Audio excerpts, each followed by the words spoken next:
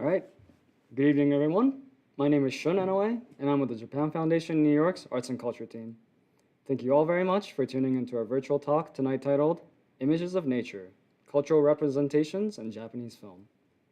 This talk is co-organized by the Japan Foundation New York and the Morikami Museum and Japanese Gardens in Delray Beach, Florida.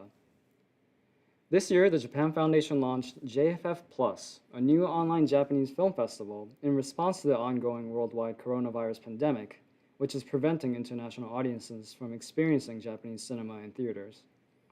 The virtual film festival started last Friday on December 4th and will continue through next Sunday, December 13th. I've included a link to the film festival in the description box below, so please make sure to check it out. And for those who have been taking advantage of the film festival, we hope you have been enjoying the films. For tonight's lecture, we have invited Professor Eileen Mikals-Adachi, Associate Professor of Japanese from Eckerd College in St. Petersburg, Florida. She is the first recipient of a Ph.D. in Modern Japanese Literature from Ochanomizu University in Tokyo, and she has been teaching courses on Japanese language, literature, culture, and cinema for over 30 years. For our moderator, we have invited Ms. Wendy Lowe, Curator of Education from the Morikami Museum and Japanese Gardens, to help us with a Q&A session later on. Thank you both very much for joining us this evening. So we will begin our program tonight by watching a presentation Professor Adachi have prepared for us. And after her presentation, we will open up the floor for a live Q&A session moderated by Ms. Lowe. Now, without further ado, I'd like to start her presentation, and we will all see you back here again for the Q&A session shortly. Please enjoy.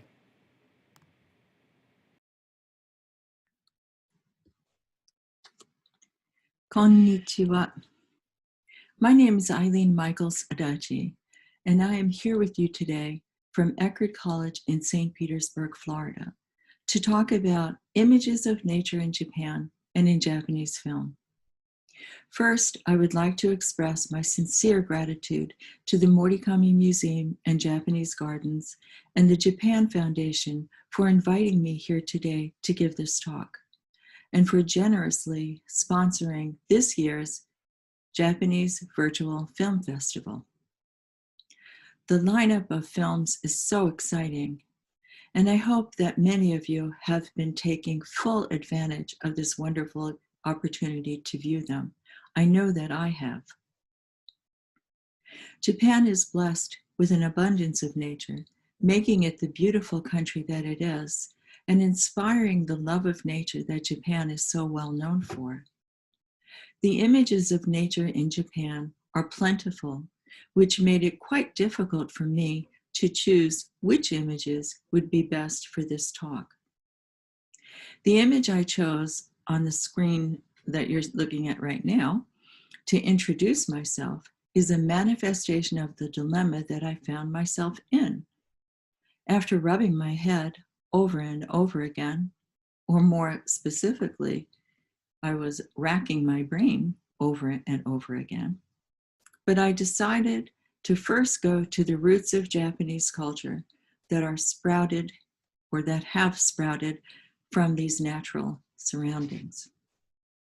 After tracing some of the background behind the Japanese worldview, we will look at the foundation of Japan's cultural notions of nature. And then we will consider how these, shall we say, traditional views are still apparent in present-day Japan and in film.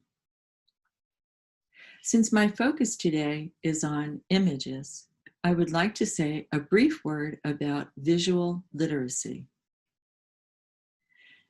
Merriam-Webster Dictionary defines visual literacy as the ability to recognize and understand ideas conveyed through visible actions or images.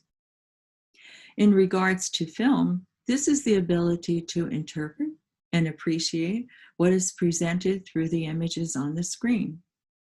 Of course, there are many levels at which we can appreciate a film, especially when natural images are involved. The mere beauty of the images will have many audiences in awe. And by adding what I term as cultural literacy to visual literacy, I believe the film viewing experience can be enriched immensely. Take, for example, Hokusai's Great Wave, as you may know it. The full title is listed under the image. But looking at this image, what do you see? Merely a beautiful artwork? The novelist Randy Taguchi states in the foreword to her collection of stories entitled Fujisan, and I quote, "If terrorists were to target Japan, what could they destroy to achieve the maximum damage to the national psyche? What do the Japanese cherish and protect as a spiritual sanctuary? For a great many people, the answer is Mount Fuji." Taguchi goes on to say, "Mount Fuji occupies a strange and wondrous place in the Japanese imagination. When you set your eyes on its shining, majestic beauty, you feel a sense of gain for some reason. The beauty of Mount Fuji lifts your spirits, telling you that everything is all right, telling you to choose life." Knowing the spiritual significance of Mount Fuji and what is considered to be the reflective nature of water provides us with an even greater appreciation of this wonderful masterpiece. In short, it's all about understanding what you see. As we continue and go into our discussion of images of nature, first I'd like to discuss the commonly used term for nature in Japan. This term comes from the from the Chinese characters. The Japanese have borrowed this term, or adopted, I should say, not borrowed, adopted this Chinese term. The first of the characters, shi, means of itself or the self. And the second, zen, signifies a state of mind. Shizen therefore means a unity between an object and itself, or in short, a natural state of being. To be natural is thus to be in harmony with oneself. And nature, which is seen as a part of the self, is also to be in harmony with you, or you are to be in harmony with nature. And this is a key element in the Japanese worldview of nature. This concept of shizen, or nature, is important in the two main religious traditions of Japan. In Buddhism, there is no large distinction between nature and humans. Instead, humans are a part of nature. And consequently, there should be a respect for all beings. Likewise, at the core of Shinto, Japanese indigenous religious tradition, we find the belief that nature is sacred and that it is essential for humans to be in harmony with nature. Since natural objects are considered to have sacred energy, being in contact with nature means being close to these spirits and to that energy. When one enters the grounds of a Shinto shrine through the torii, or sacred gate, one enters into the world of a sacred forest. As you follow the path to the shrine,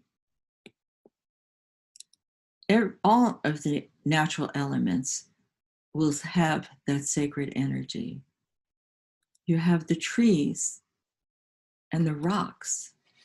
Everything has that energy. Some of the trees will even be designated as being pure or sacred, with an enclosing rope of straw or hemp, which is called a shimenawa.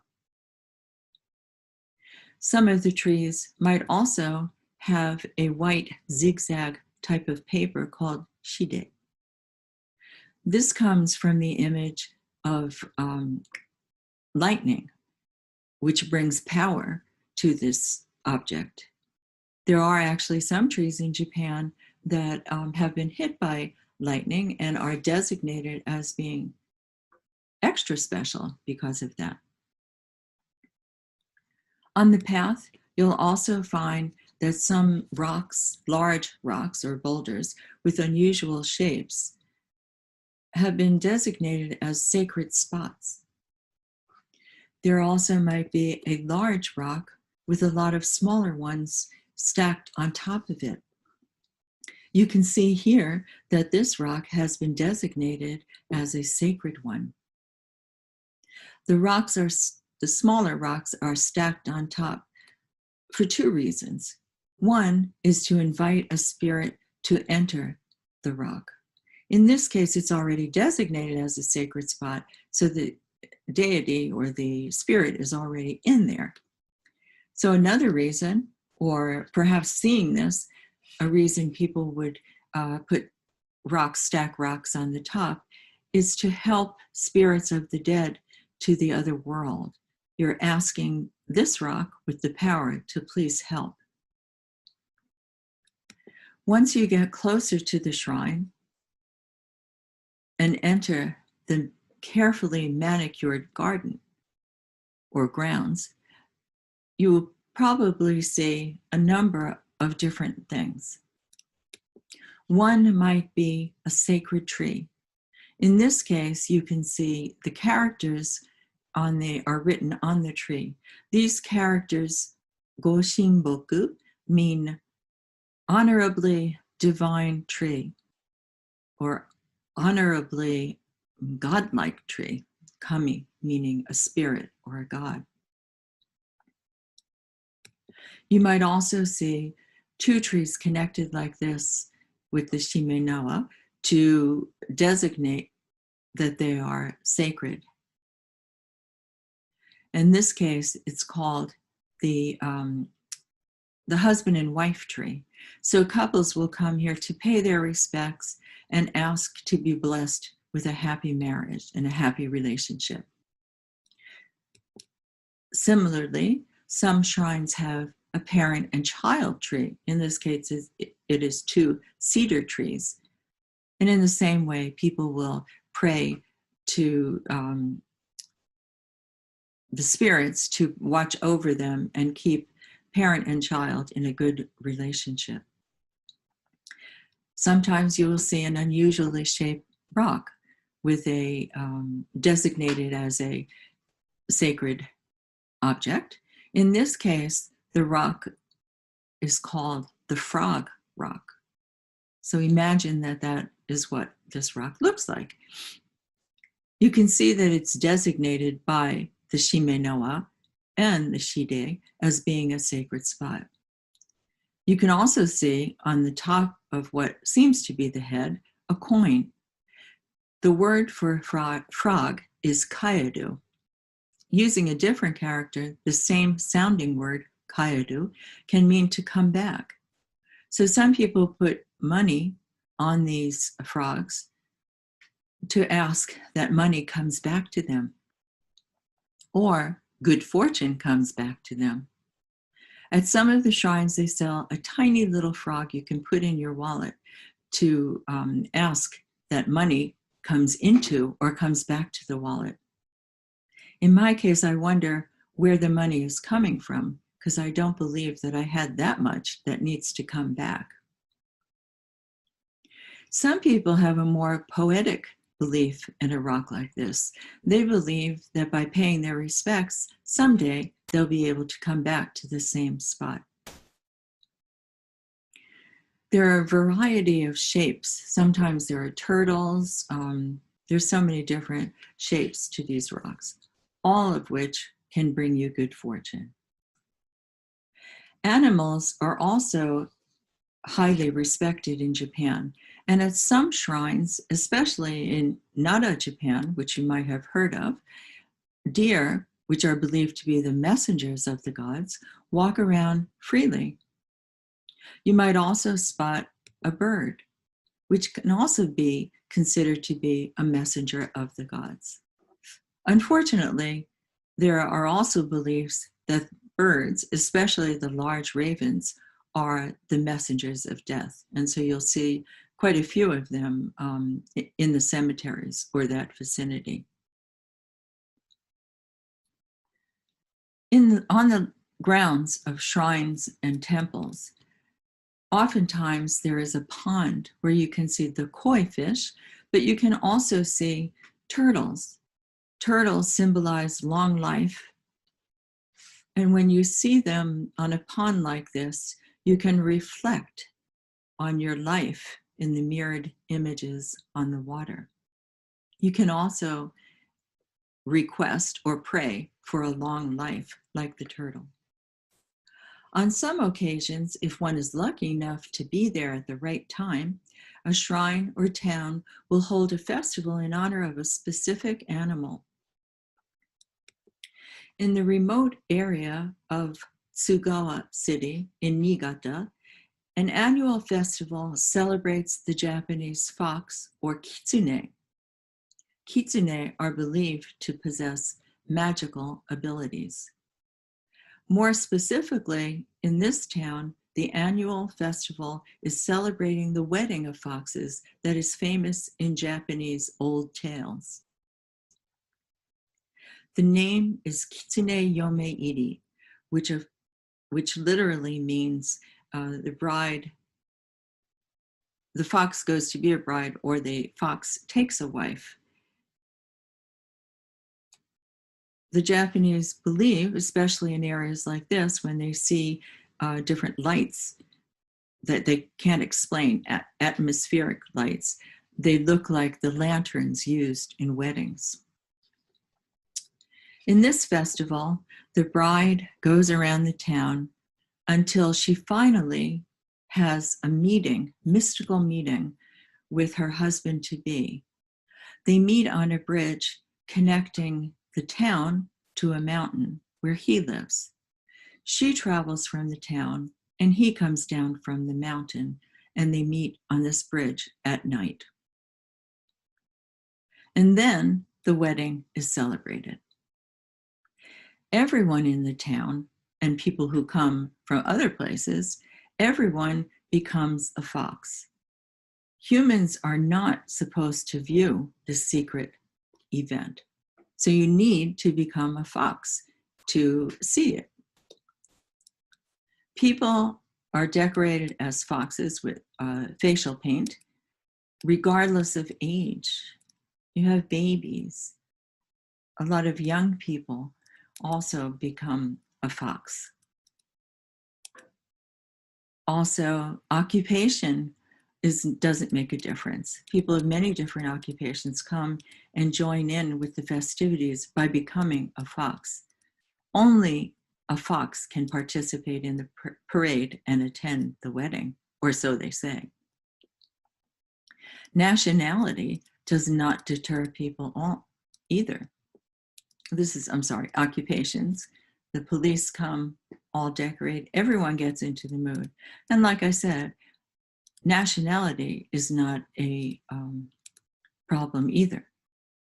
So I hope this one woke you up maybe. This festival is a beautiful demonstration of coexistence.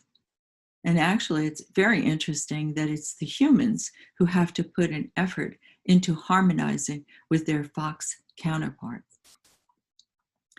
The legend goes that foxes will cause a sun shower or a brief rain so that people or human beings will not go up into the mountains when they are having this wedding ceremony.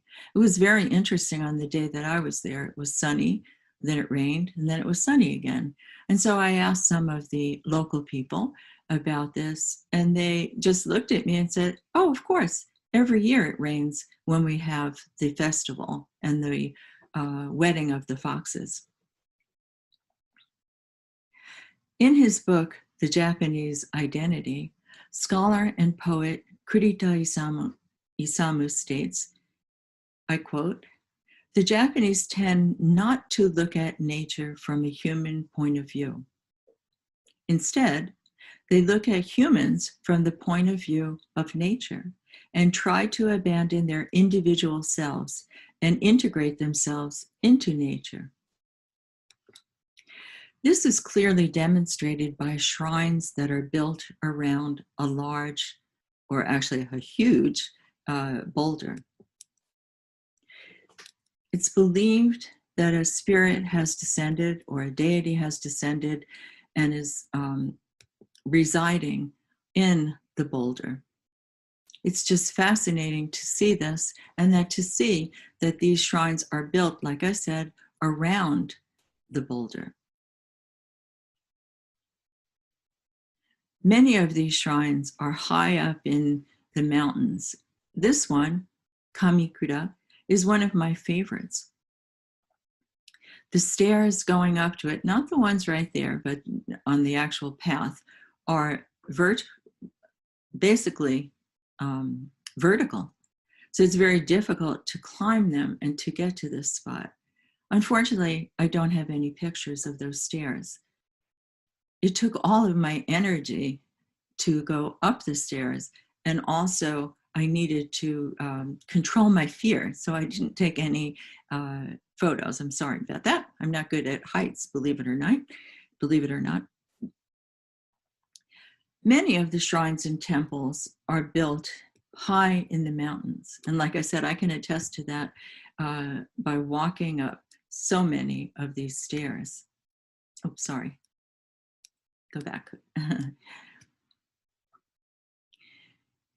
The founders of these sacred places seem to have the objective to create total immersion in nature.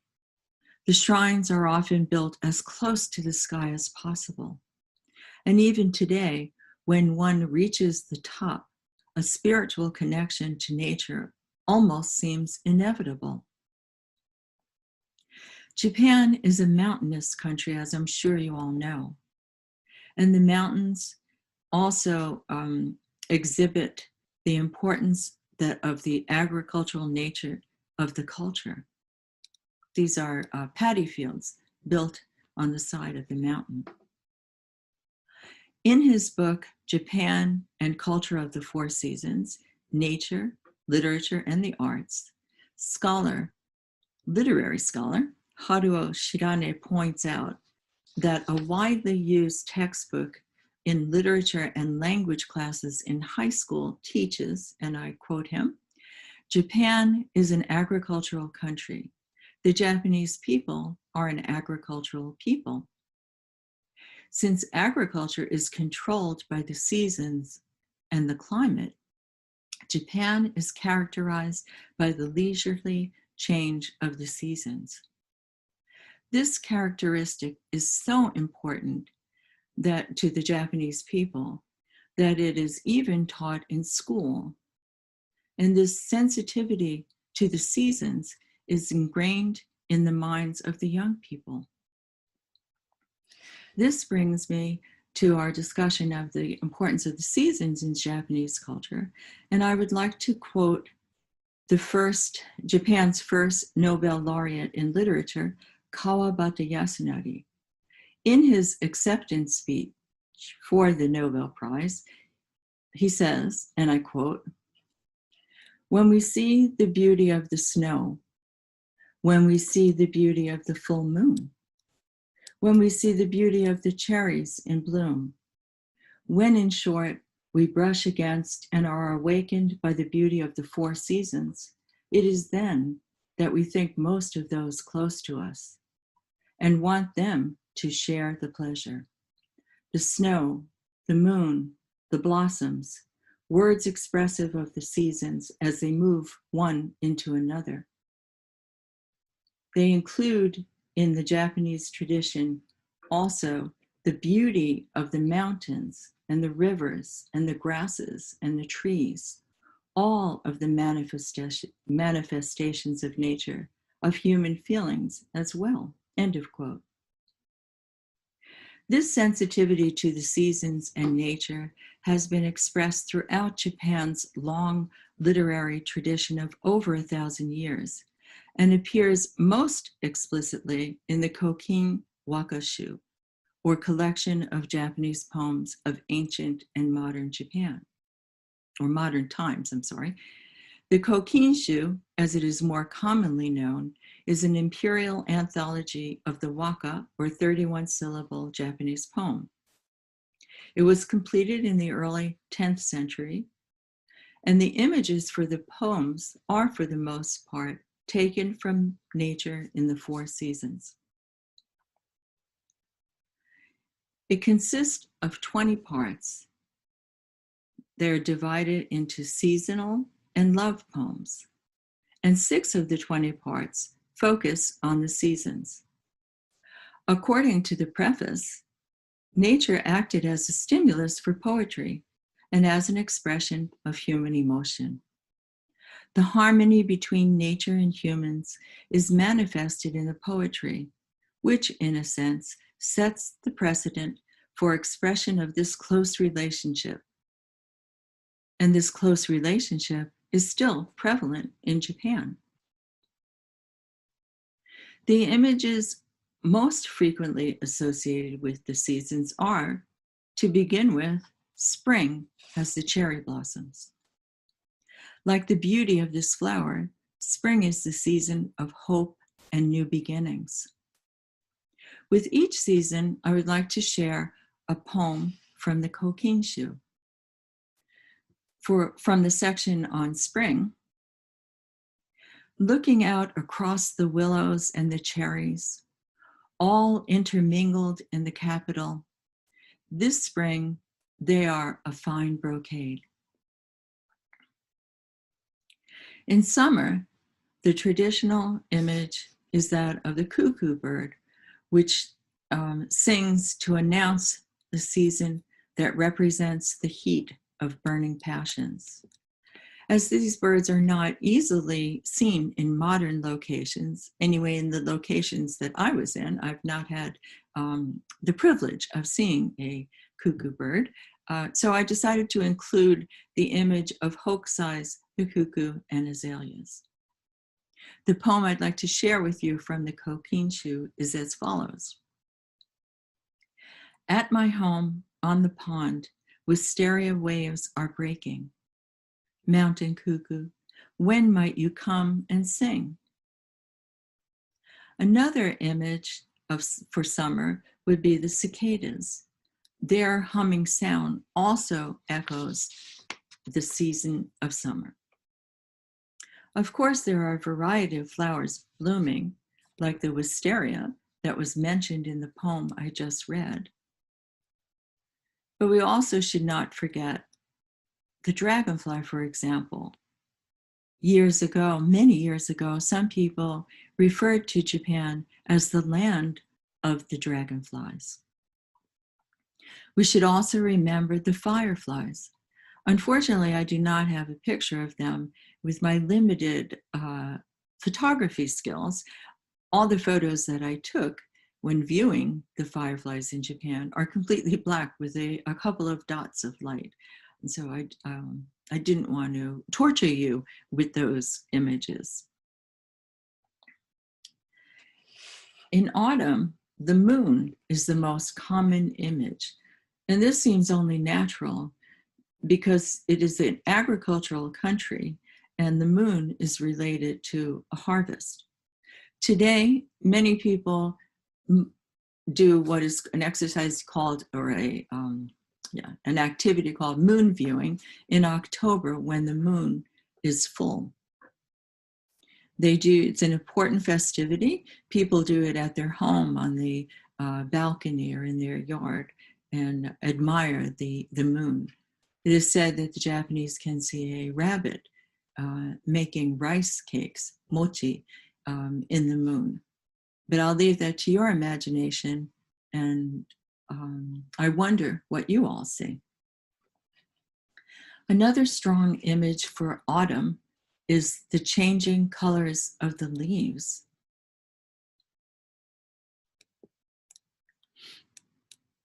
The moon is mystical and spiritual, and the colorful leaves are like a miracle in nature. Yet autumn is a season of melancholy, as expressed in the poem from the Kokinshu. Not fallen yet, even now is something to regret in the scarlet autumn leaves, for already the utmost of their hue do I see. Autumn, as I said, can be a very sad season.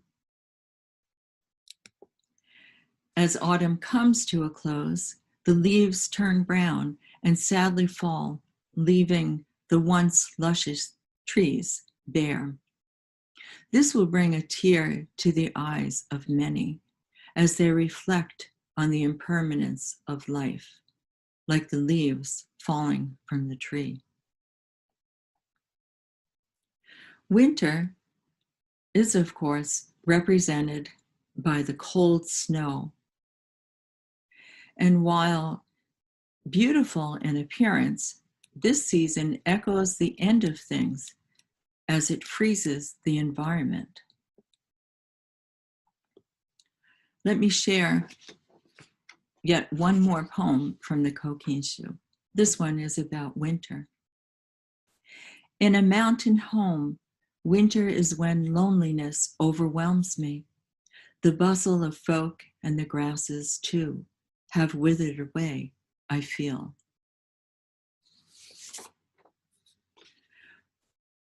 If we compare the cycle of the seasons to a love story, which I'm going to take the liberty of doing here, emotions sprout in spring, giving hope to a new relationship. Passions burn in summer.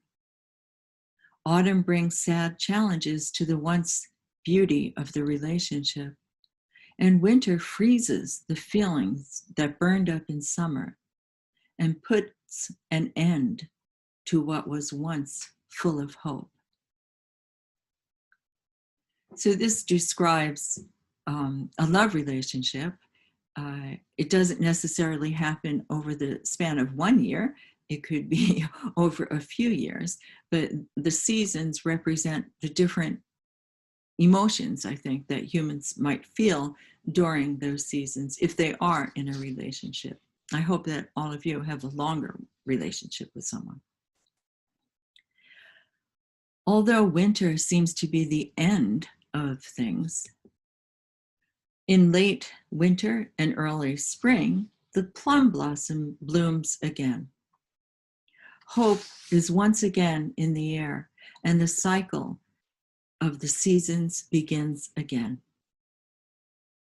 The importance of the seasons can be seen even today in Japan, not only in the arts, and here are some examples of paintings. This was in actually in an inn that I had stayed at near Mount Fuji. So you can see some of the artwork includes Mount Fuji.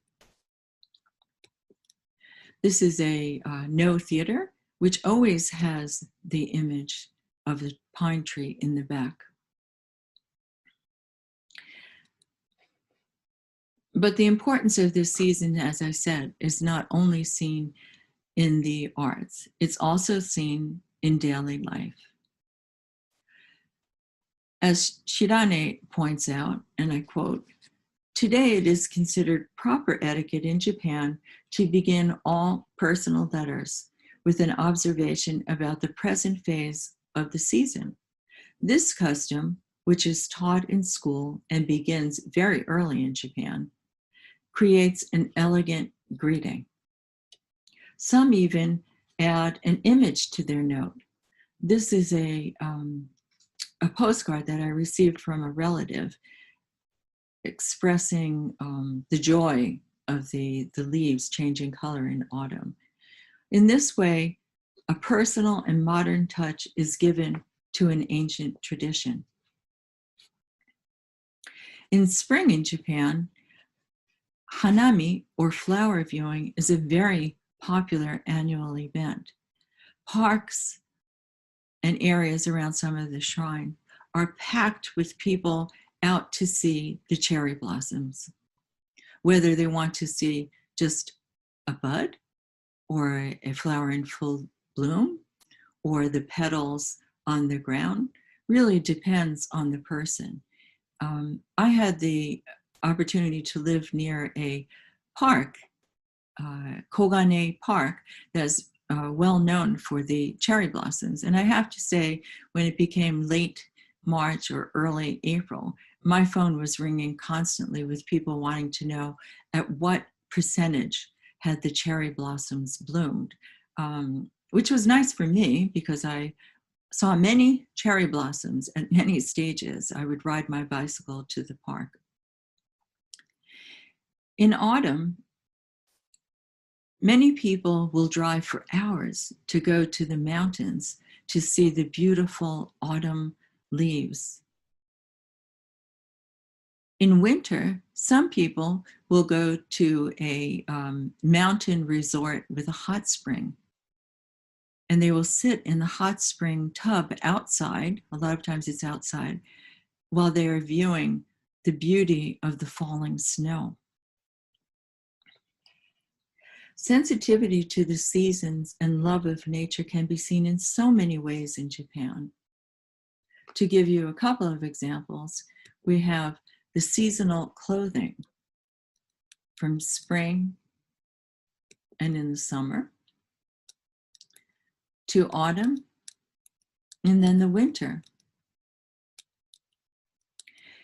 It's very interesting to note that the more traditional kimono is used to display these images.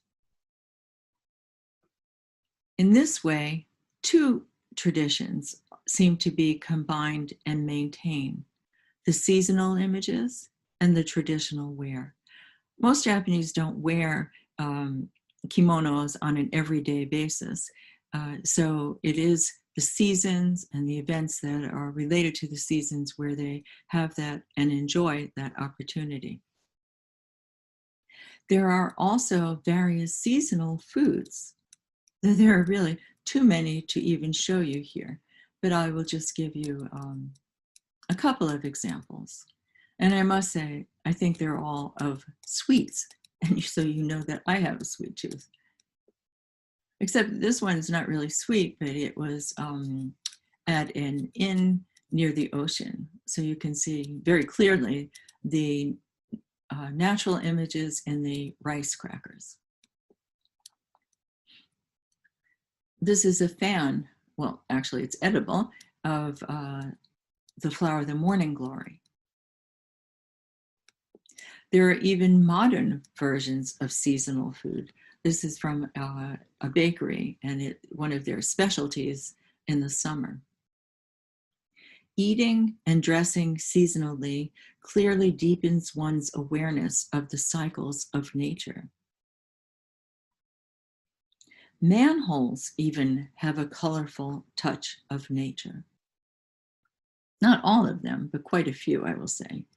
So you can enjoy them when you're out for your daily walk, or on your way to work or to school.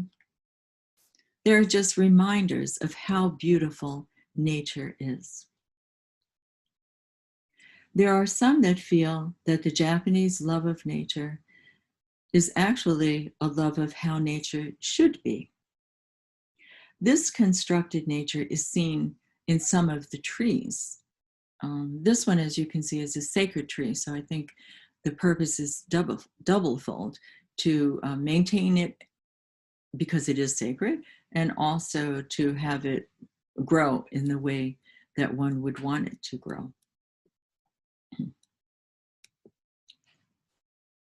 Here is another example of such a tree. So this created, in a way, nature. Bonsai is the perfect example of that, how people shape the trees in the way they would want them to be. And of course, there are the rock gardens where you can see different elements of nature. In this one, for example, there is a river flowing through a perfectly manicured garden. Shirane calls this second nature, or that which is a cultural construct. And indeed, it is. This secondary nature adds, in my opinion, another dimension to the Japanese love of nature. Many of these constructs are created with the intention of preserving cultural traditions, and film, I believe, can be added to that list. In present-day Japan, the connection to nature is multi-layered, as we have seen in some of the examples here. And the tradition of respecting nature and being sensitive to its changes is still very much intact. In film, this is at times rather subtle, but the importance of the elements remains the same and makes Japanese film what it is today. Like the country itself, images of nature are abundant in Japanese films.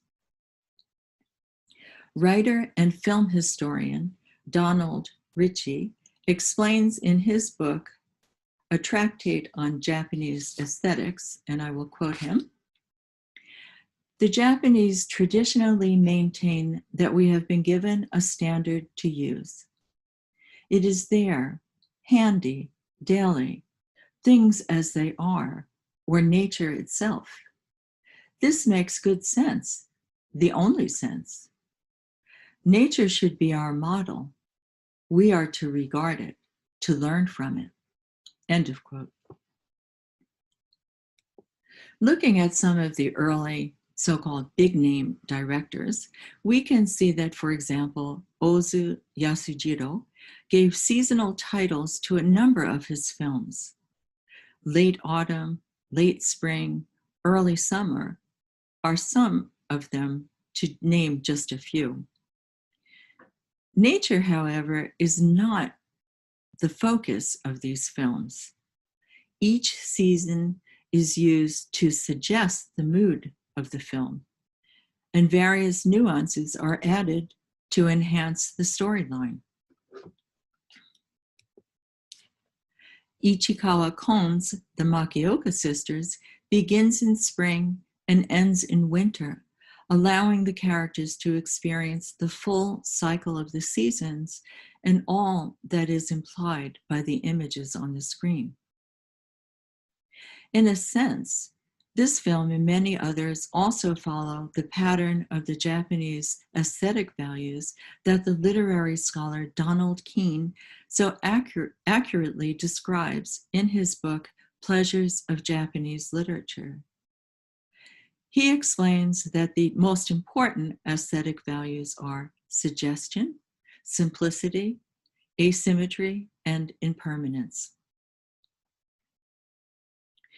It can be seen in this film that spring is represented by suggestion, summer by simplicity, autumn by asymmetry, and winter by impermanence. Consequently, yet another level of cultural significance is added to the film.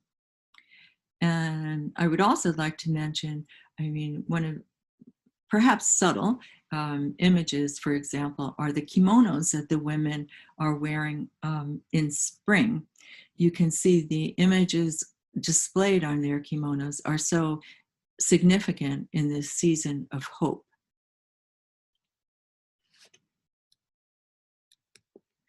Kurosawa Akida's film Dreams ends with the words of a wise elderly man living in a country village free of modern inventions. He tells us, to quote, "The most important thing for human beings are clean air and clean water. It is the trees and the grass that produce them. We are, however, losing nature." End of quote. While this might be true in our physical, real world, that is not the case when it comes to images of nature in Japanese film. Many of the films in this festival are testimony to that fact. While images of nature and sensitivity to the seasons might be more obvious in documentaries like Tsukiji Wonderland, where one of the wholesalers even announces that the fish market is the best place to enjoy the 4 seasons. There are also animated films like Gon the Little Fox, or a film where all the characters are all immersed in nature, ecotherapy, getaway holiday. Yet there are also some very brief and subtle images of nature and the seasons, which are essential to the stories in almost all, if not all, of the films. And they appear in some of the least expected films. Not only is the scenery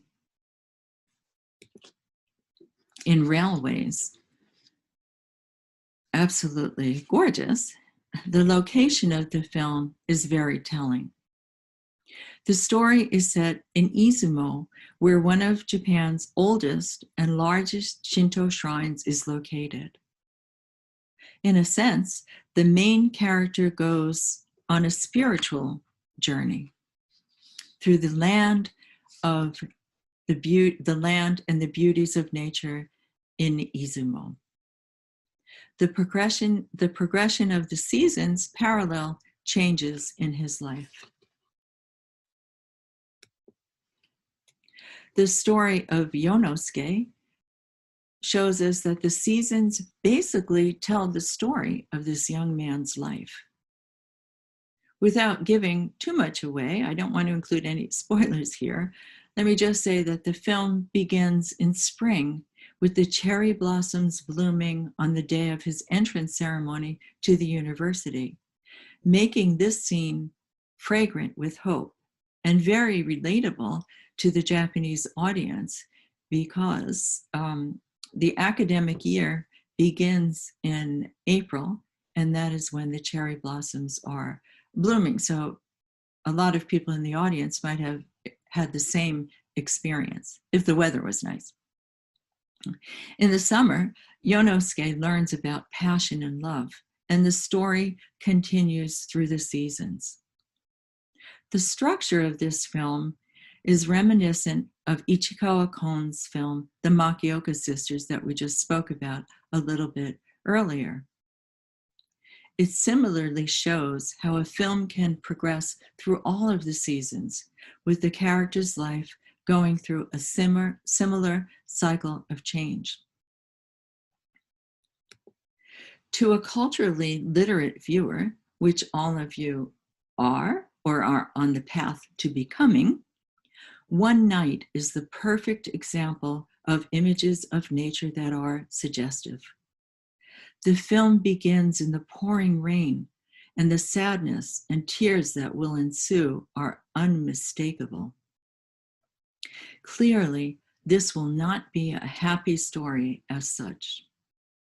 The final scene at the ocean, on the other hand, shows us that reflection is to be had in the calm of the water. So it might not be a happy ending, but it's a peaceful one. But then again, you might think it's happy. I'd be interested to know. Such natural images enhance the film by adding to its dramatic tone. While Little Nights, Little Love contains subtle seasonal expressions, these elements are also essential to the flow of time in the story. A winter jacket or a bowl of summer noodles are the only suggestion of the season, but they appear quite naturally, and they let the audience know that time has passed from one scene to another without any verbal indication of that fact. Each season plays an important role in the story, as does each related image. Finally, the last passage proved, at least to me, that traditional nuances attached to natural and seasonal images are an integral part of Japanese film. Who would have thought that a film solely about creating a huge paper dictionary could have a snowy scene with such deep meaning? Yet as brief as that scene is, I don't even know if it's a minute long, it's maybe 30 seconds. As brief as that scene is, the implications are clear. The end to something is near. And when the scene changes to spring and summer, the viewer knows that there is now new hope. I personally was touched in a way that I had not expected. Nature in Japan and the 4 seasons that the Japanese are very proud of having provide us with such an enormous array of images to enjoy. Film transports us to other worlds, some real, some imaginary, and allows us to enjoy a visual taste of Japan. Whether it be a documentary, an animated film, or a drama about daily life, we encounter cultural implications of traditions that are over 1,000 years old, and we gain a better understanding of just how inseparable nature is from the Japanese worldview. I would like to thank all of you for listening today and to again express my sincere gratitude to the Morikami Museum and Japanese Gardens and the Japan Foundation. In addition, I would like to personally thank Wendy Lowe, Shun Inoue, and Koji Nozaki for their kind guidance and support as I was preparing this talk for this wonderful film festival. Thank you all so much. Arigatou gozaimashita.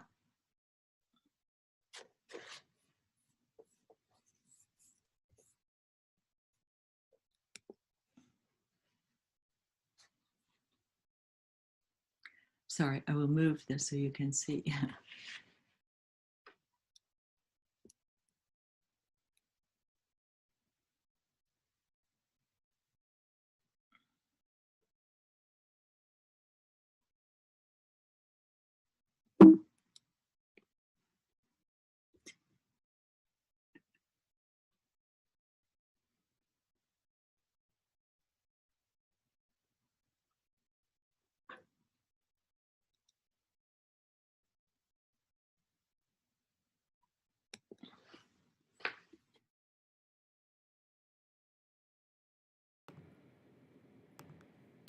Okay, we're back.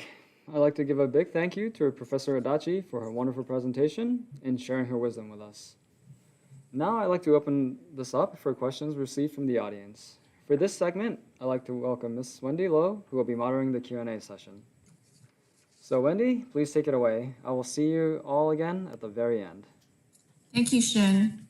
Thank you, Professor Eileen Mikals-Adachi, for a wonderful presentation and participating in our virtual lecture series, and to the Japan Foundation, specifically Koji and Shun, with working with the Morikami Museum and Japanese Gardens in organizing this event.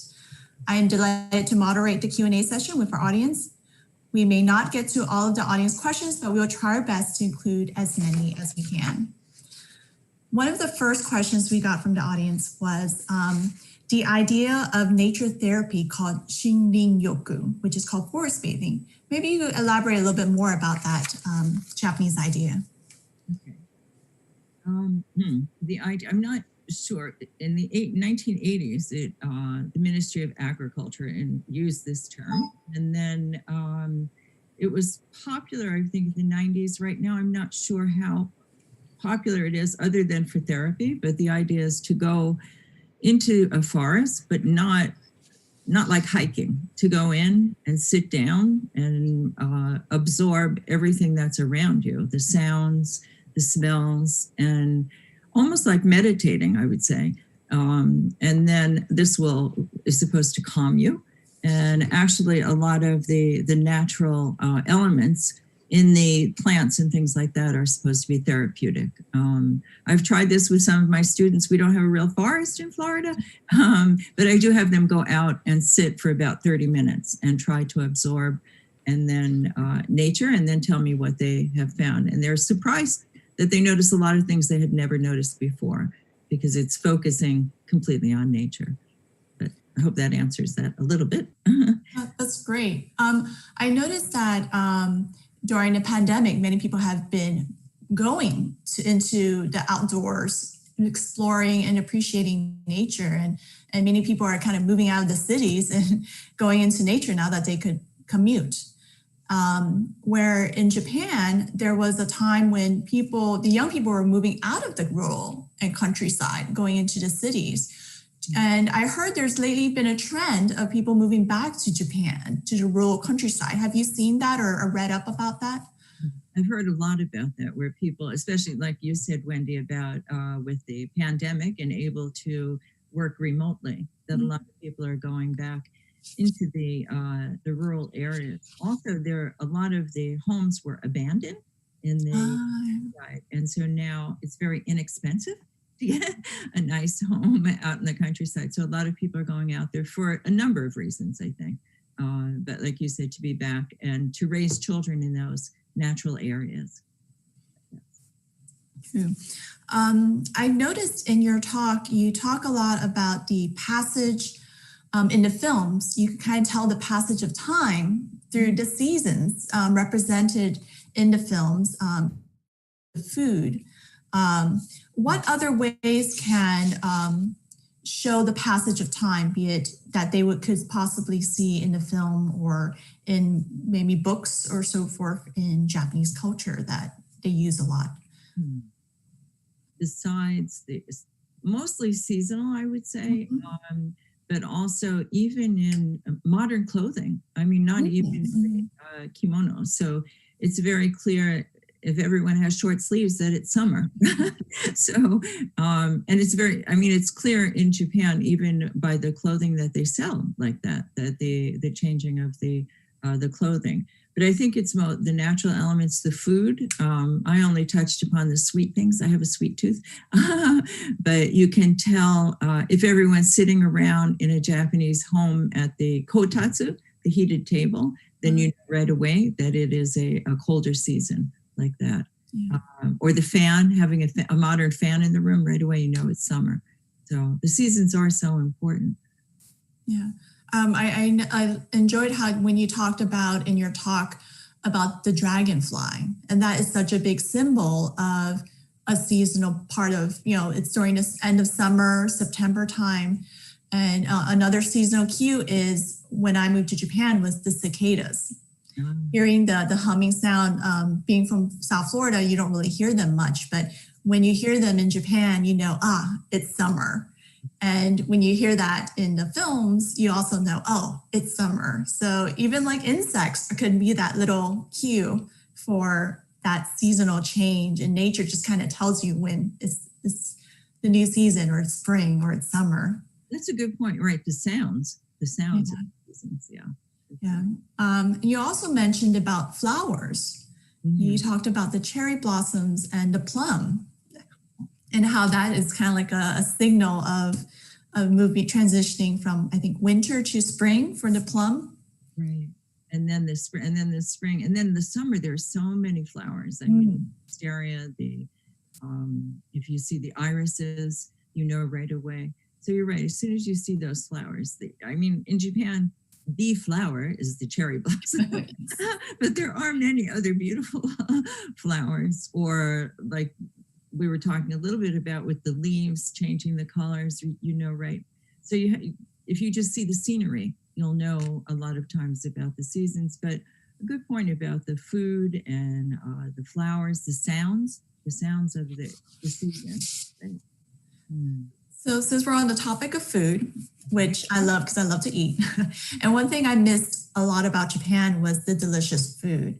So what do you recommend for a visitor to Japan if they were to go to, or what would be the each seasonal food they should try for each season when they're in Japan?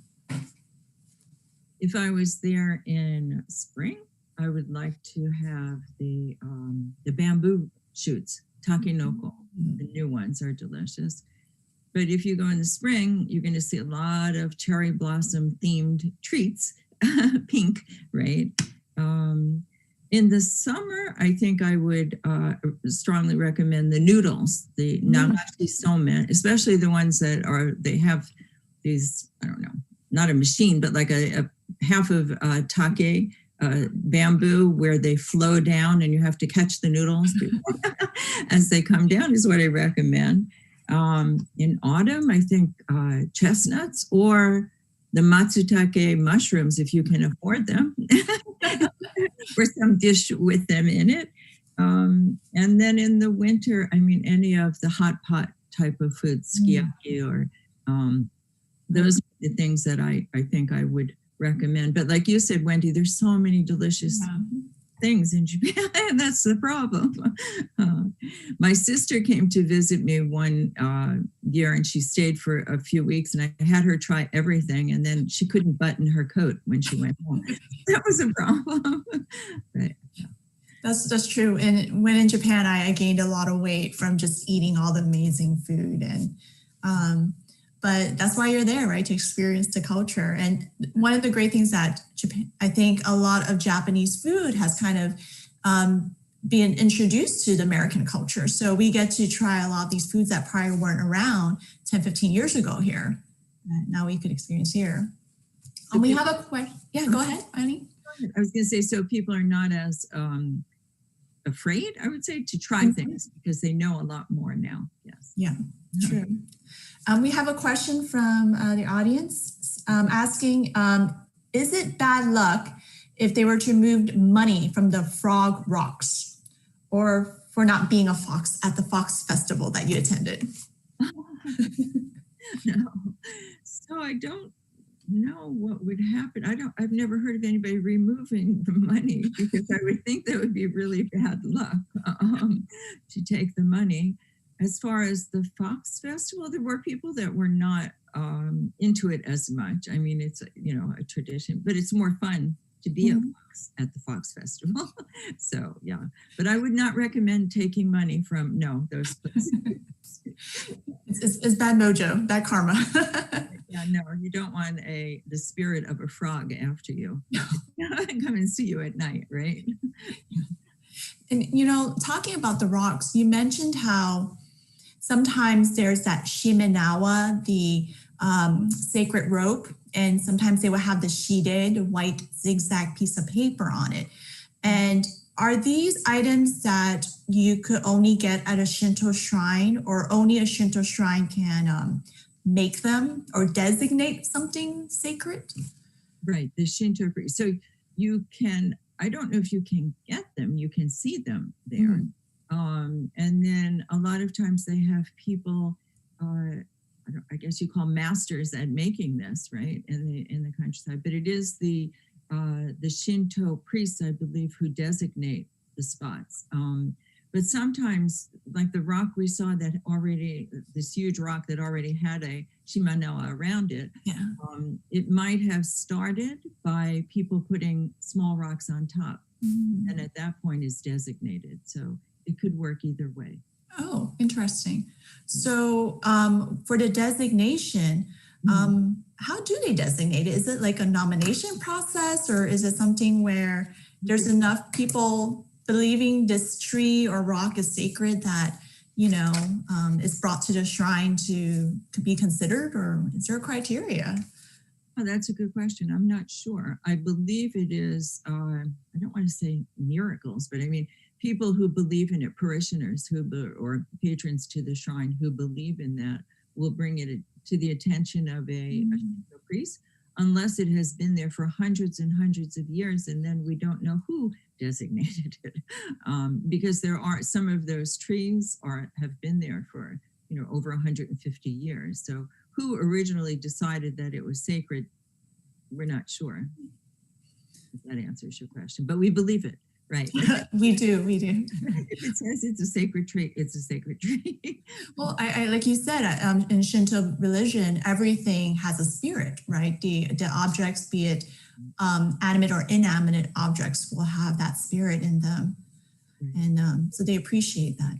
Right. So we need to respect everything. So if they're building a new, for example, a new high rise, they will go to people will have a Shinto priest go to that ground. And if there are trees to be knocked down, apologize to the trees. And, we need to do this for progress. And and so that there won't be any problems later with spirits coming to avenge us. I've seen people have their cars blessed by a Shinto priest too, because the materials that they're made of are respected. So interesting. That's a great point.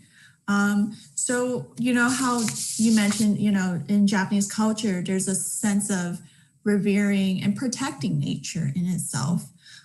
What do you think we can learn from Japan about how we can harmonize with or protect nature? Good question. I think the way that people believe that in Japan, I mean, you're taught from such a young age to, you know, respect nature. So I think we start with our children, educating our, you know, children about this.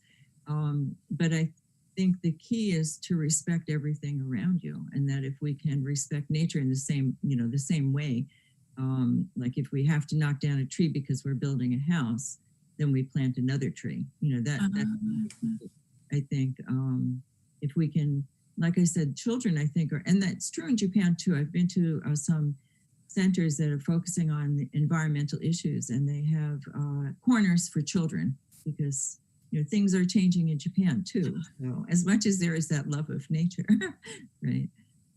Yeah. You know, when I was in Japan, I also taught elementary school. And like you said, it's a great point that children are a first starting point, because then they will teach those values later on. And I've noticed that they would have they're really big on recycling in Japan. You know, when I lived there, everything was separated. And if you didn't separate it correctly, the neighborhood person would really tell you if you're not recycling. They recycle it more so than here. And they do teach their children to try to limit littering, because you would take your garbage with you, and there's not many public garbage cans around when I was walking around. So you really have to take it with you, throw it away when you can find it. And that idea of protecting and keeping our environment clean is really taught at a young age. Right. And that's, I think, surprises a lot of people, even going to Tokyo, a big city, how clean it is. When I take students, sometimes they're surprised they have to carry around their trash, because there aren't that many trash cans. But as you said, Wendy, the separation of the trash is, I mean, it's unbelievable how, you know, detailed it is. And yes, there's always the neighborhood manager who goes out to check. And where I lived, we had to write our name on the trash bags. And so I believe she went through it. And if you didn't separate in the right way, they caught you. So it was interesting.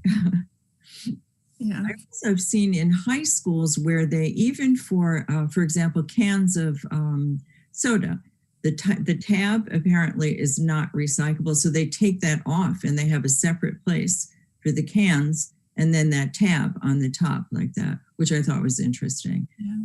Well, I think the same thing with bottles. They have that plastic ring. There's a special tool to like take it out. And even that part could be separated from the glass to be recycled in the plastic as well.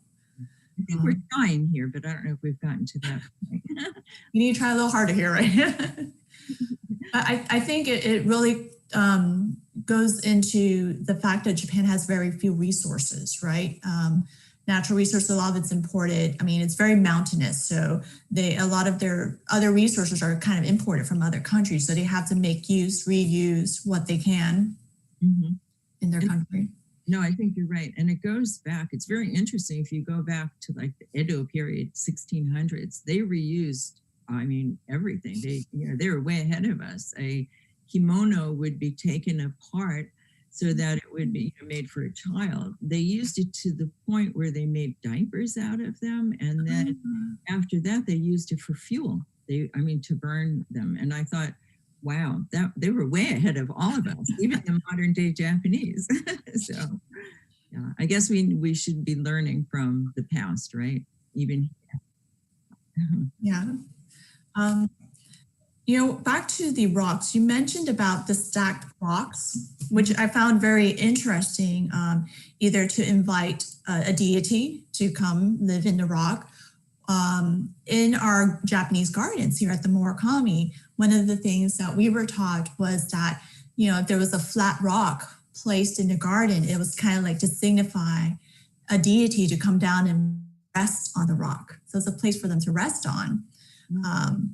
But we also noticed in our garden, a lot of people creating these little rock sculptures.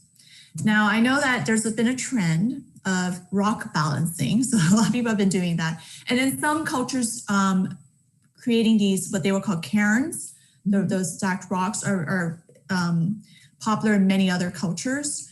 Do you think in Japan, they, since they adopted a lot of different cultures over the years from Korea, from China and so forth, do you think this was something that they believed in that was adopted from another country? Or was that just something that Japan had, putting the little rocks to invite a spirit or... As far as I know, the way it's done in Japan is Japanese. You're right. There are so many cultures that do the same thing, which I find fascinating too, miles away, and people are stacking rocks like that for similar reasons.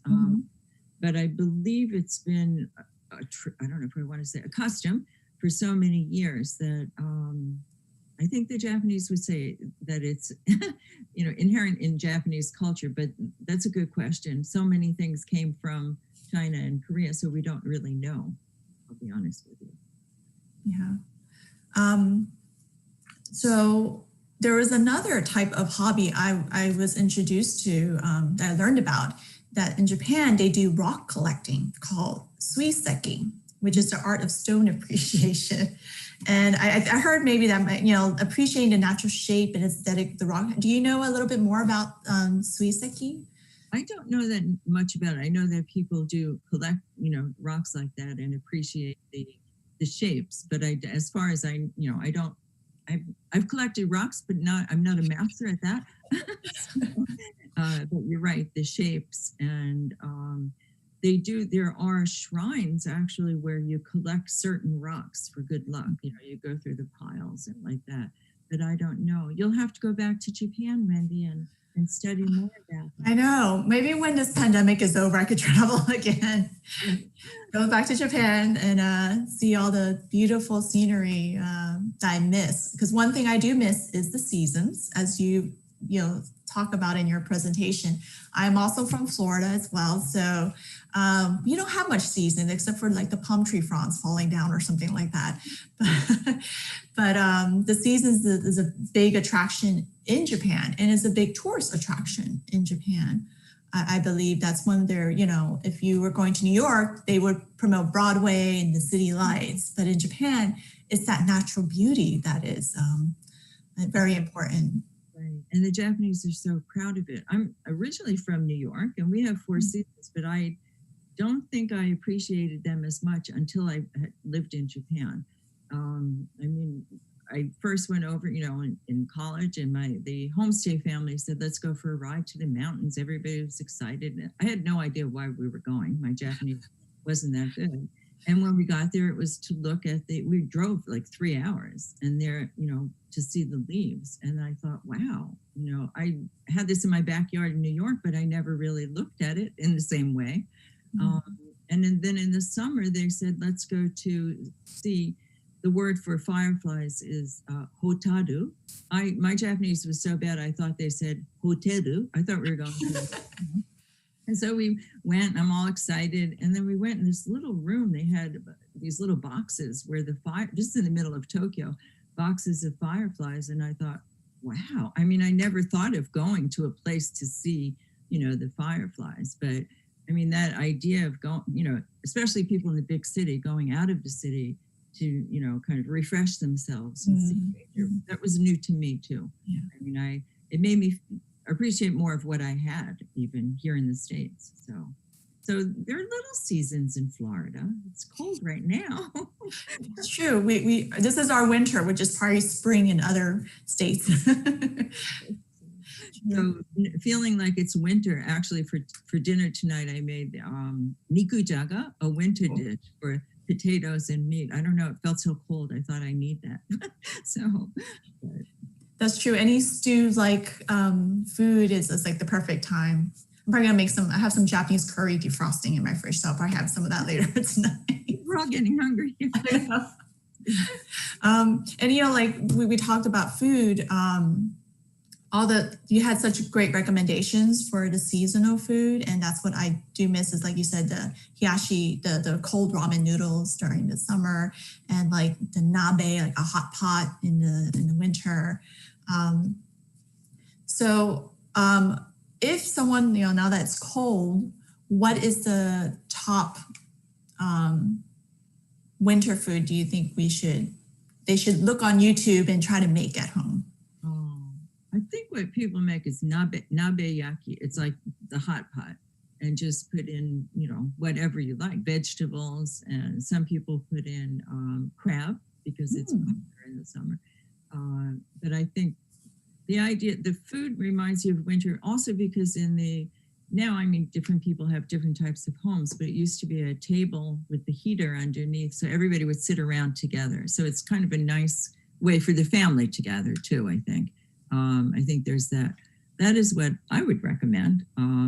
But then again, there's so many other things. But there's also rice cakes, the mochi. There's so many things. You're making me hungry, Wendy. Well, yeah, New Year's is coming up, so they're going to be making a lot of mochi, right, for the New Year's. Although it's like a year-round thing, but they have that. Was it a kagami mochi that they make for the New Year's, and they eat with family? So, right, yeah. Unfortunately, if you're in Japan, you can just order it. If you're here, you have to make all those foods. But yeah, it just gives you the feeling of that season, right? And yeah. Well, I remember in Japan, even like the train stations, they would have those little kiosks or convenience stores where you could buy what they call the ekiben, the station bento, where you can have, and it's great because depending on the season, you get specific bento boxes for the season, which is wonderful. So that's one thing I missed. And even the restaurants will have seasonal menus.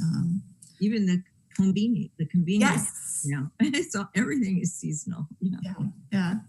So before we round off the presentation, the Q&A portion, is the last question I have is, for those who have never been to Japan, when is the best time do you recommend someone to visit Japan, to admire Japan's natural beauty? Or perhaps you could recommend the top 3 places or views people should see while in Japan. There's so many. I think seasonally, it's not that difficult to choose, spring or autumn. I mean, the summer is too hot and very humid, so I'm not sure. Although spring and May, around that time, there are a lot of festivals, which I think it's really fun to see. The same in autumn, there are so many festivals. So you not only enjoy, the natural elements, but you get a taste of the festivities, I think is fun. As far as the best, if someone has never been to Japan, I would say Tokyo and Kyoto. I would say both, because Tokyo shows you, the modern Japan, very modernized. At the same time, Kyoto, you see that, I don't want to say old Japan, but a lot of the traditions there. And then if I had to choose a third, I would say probably you have to go to Mount Fuji, but from a distance. So I don't think I would say go climb Mount Fuji, because I did that my first time in Japan, and we went to the top and I could only see clouds. I couldn't see anything else. So I don't think I really appreciated it, but I would say maybe to that area, Shizuoka, to see Mount Fuji. We had the fortune of staying at a traditional inn in Shizuoka, which had you could walk out on the beach and see Mount Fuji. So that type of experience. Also, as far as places, I would also highly recommend, if someone's going the first time, to stay at a temple or a shrine. They call it shukubo. And it's like staying at a Japanese inn, but you're right there in the shrine or the temple. And that's a wonderful experience, I think. So any season. Well, winter is a little cold, but any season. Yeah. I've also heard of people recommending Hokkaido, the northernmost island, as a possible spot to visit for, winter's really cold. So unless you're going for the snow festival, they said summertime is very beautiful up there. Yes, very beautiful. That's why there's too many places to choose. I know. So the first, I mean, if someone was going the first time, I'd choose those places. If they were going the second time, actually, I would choose more remote areas, like Wakayama Prefecture, to be able to walk up in the mountains like that. Or there's small islands like Shodoshima where they have like a mini pilgrimage. You don't have to do the pilgrimage, but you're really walking, in the mountains, in nature. I think that's an experience too. So I'm not sure if I recommend it the first time. Somebody doesn't know about Japan, but yeah.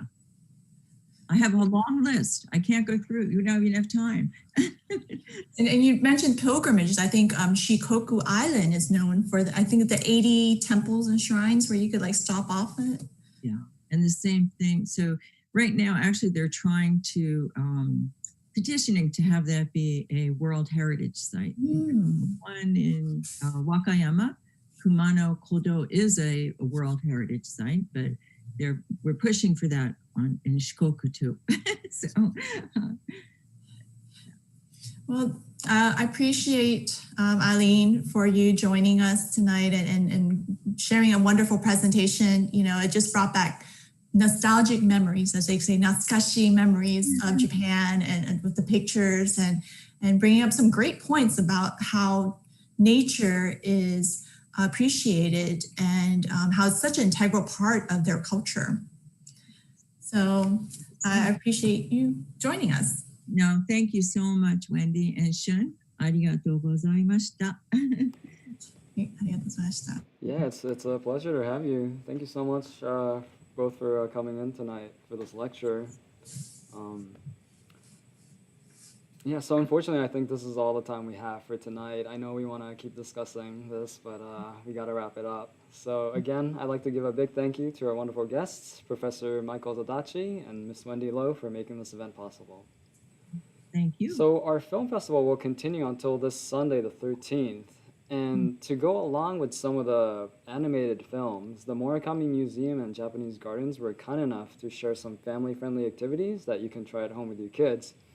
So I've included the links to those activities in the box below as well. So please make sure to check those out as well.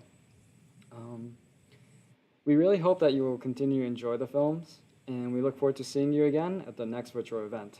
So until then, take care, stay safe, and have a great night. Thank you again for watching.